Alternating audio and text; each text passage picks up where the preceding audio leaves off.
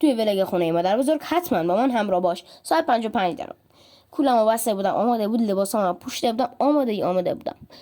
بعد اومدم توی راپله و کفشامو برداشتم تمیز کردم. در حین تمیز کردن کفشام فکر کردم ببینم چیزایی که می‌خواستم برای خونه مادر بزرگم با خودم ببرم برداشتم یا نه. دیدم همه چیزو برداشتم. بعد کفشامو تمیز کردم و پوشیدم.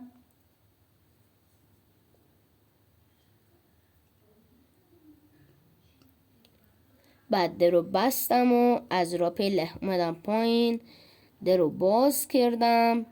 بعد اومدم بیرون، درم بستم، دزگیرم زدم. بعد رفتم سوار ماشین شدم که برم به سمت خونه مادر بزرگم. 2000 years later.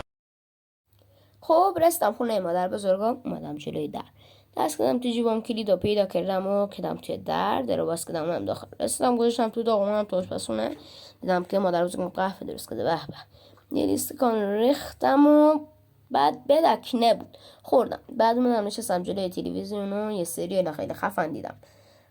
بعد از سریال رفتم لباسامو عوض کردم و تشکمو پهن کردم جلوی در. بعد بالشتمو پتوام انداختم.